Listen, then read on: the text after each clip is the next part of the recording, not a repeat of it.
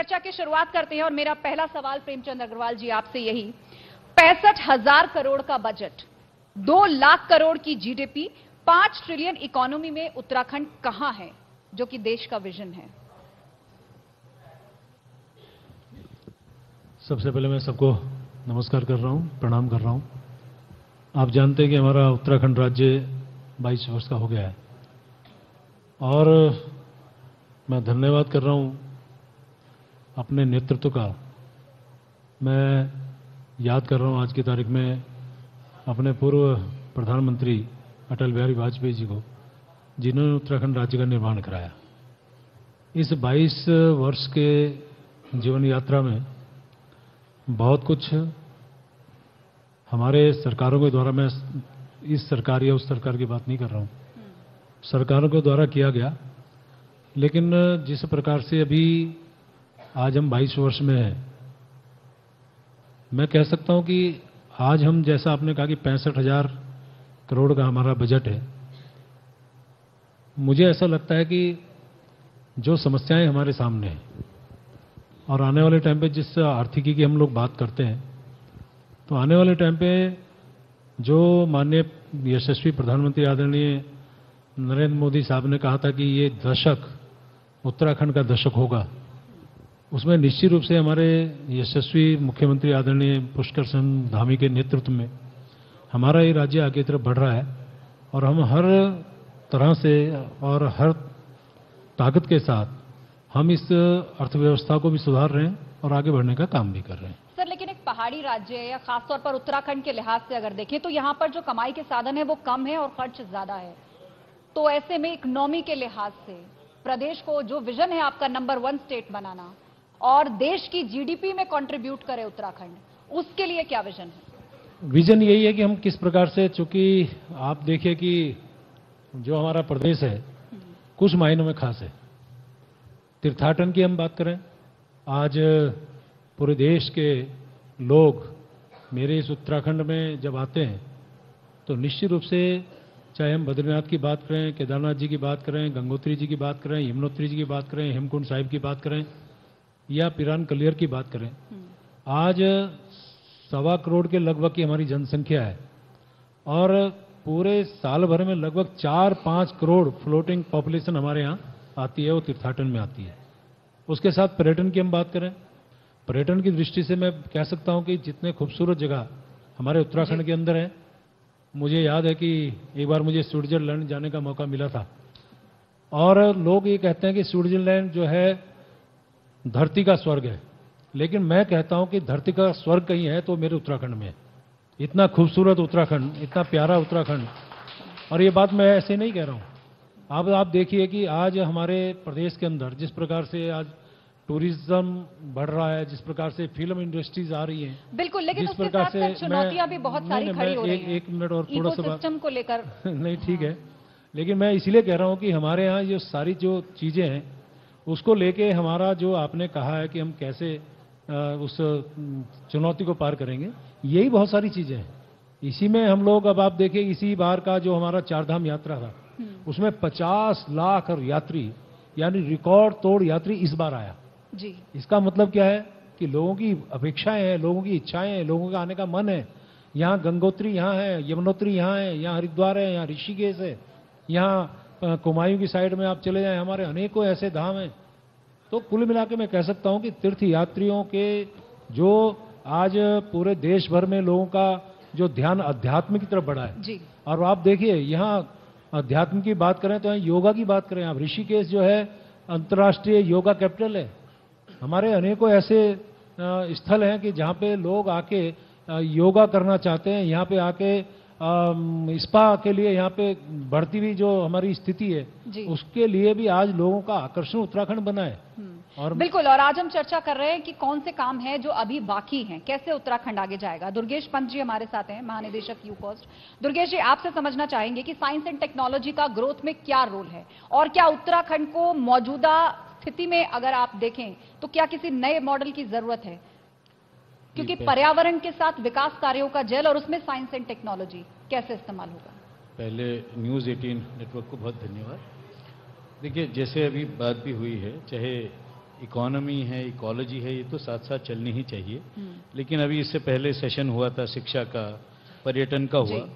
बगैर science technology के कुछ नहीं हो सकता। और इस 21वीं शताब्दी में, इस समय में साइंस टेक्नोलॉजी हर प्लानिंग, हर गवर्नेंस का मूल साइंस टेक्नोलॉजी है।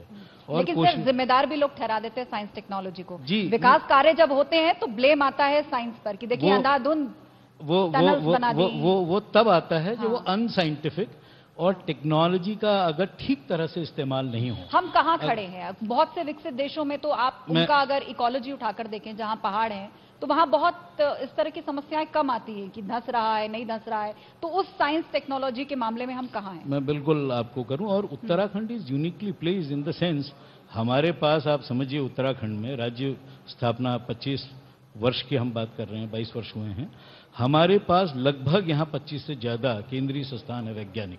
और पहली बार इस राज्य सरकार ने अभी पहली बार उन सारे के सारे संस्थानों से बात हो रही है, लगातार बात की जा रही है उनके हेड से।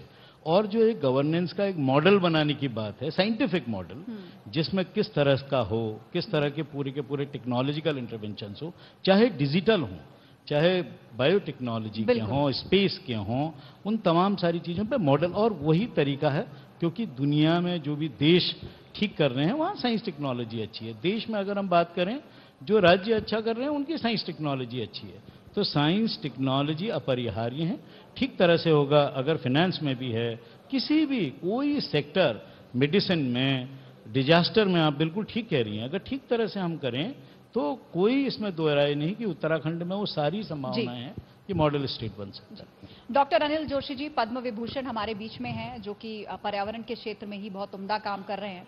जिस तरह की चर्चा चल रही है डॉक्टर अनिल, आपको क्या लगता है, टेक्नोलॉजी, इकोलॉजी, साइंस, ये सब का अच्छा सा जेल हो रहा है उत्तराखंड के अंदर? देखिए, मैं पहले उत्तराखंडी हूँ, घोर किस्म का। और आपने कहा कि पानी और जवानी हमारे काम नहीं आई। मैं तो कहता हूं पहले ही नंबर 1 है कि सारे देश के लिए हमारी पानी और जवानी काम आ रही है। 65% पानी की आपूर्ति उत्तराखंड करता है। और आप देखिए, अगर इकोनॉमी के दृष्टिकोण से भी देख लें, अगर हम पानी और हवा ही बेचने में उतारू हो जाए तो हमें किसी और चीज की आवश्यकता भी नहीं है। पर एक बहुत बड़ी बात है जिसमें कि मैं समझता हूं कि आने वाले समय में उत्तराखंड दुनिया में इसलिए जाना जाएगा कि ये पहला एक ऐसा राज्य दुनिया का होगा जो ग्रॉस एनवायरनमेंट प्रोडक्ट जीईपी की बात करेगा। अभी तक जीडीपी सारी दुनिया में चली, वही मॉडल है यूरोप का चला था इंडस्ट्रियल रिवॉल्यूशन के बाद। लेकिन ये पहला राज्य है जो हवा, मिट्टी, जंगल, पानी का हिसाब किताब देगा। तो ये अपने आप में दुनिया में अलग होगा। एक बड़ा सवाल है, वो ये है इकोलॉजी इंक्लूसिव इकोनॉमी का अगर दुनिया में कोई मॉडल बन सकता है तो वो एक स्टेट ही हो सकता है। द रीजन इज कि हम इकोलॉजिकली बहुत साउंड है। ठीक है, हम कितना संभल पा रहे हैं, संभला पा रहे हैं, लेकिन आने वाले समय में मैं मानता हूं विज्ञान की एक बड़ी भूमिका ये भी होती है कि वो सततता लाए। और मुझे आशा है आने वाले समय में कि जोशीमठ जैसी त्रासदी या केदारनाथ जैसी त्रासदी का एक दूसरा बड़ा भी पहलू है कि हमारी समझ बनाता है और हमें आने वाले समय में वो रास्ते बताता है कि हमने कैसे इकोलॉजी और इकोनॉमी को लेने चलना है। इस राज्य की सबसे बड़ी ताकत इसकी पारिस्थितिकी है, जिसको शायद हमें अब नए तरीके से भुनाना भी चाहिए। जी, राज्य आगे बढ़े उसके लिए कुछ स्टार्टअप्स, कुछ एंटरप्रेन्योरशिप आइडियाज काम करते हैं और उस पर बातचीत के लिए प्रहलाद अधिकारी जी हमारे बीच में है। प्रहलाद जी, आपको क्या लगता है, उत्तराखंड के अंदर लैंड जो है वो लिमिटेड है, तो ऐसे में इंडस्ट्रीज कैसे लगेंगी यहाँ पर, और सबसे इंपॉर्टेंट कि इन इंडस्ट्रीज का इकोसिस्टम क्या होना चाहिए? सबसे पहले तो मैं नेटवर्क 18 को ये कार्यक्रम आयोजित करने के लिए बधाई देना चाहता हूँ, धन्यवाद देना चाहता हूँ। और इंडस्ट्रीज से पहले जब समाज, विज्ञान और सरकार साथ आ जाते हैं और मुझ जैसे एक साधारण व्यक्ति को उनके साथ अपनी राय रखने का मौका मिलता है, तो हमने एक कदम तो आगे बढ़ा लिया है, तो चीज़ें हो सकती हैं। दूसरा, जहाँ तक इंडस्ट्रीज़ की बात है, हम जब विकास की बात करते हैं तो बात करते हैं कि बम्बई को संघाई बना देने की, उत्तराखंड को स्विट्जरलैंड बना देने की।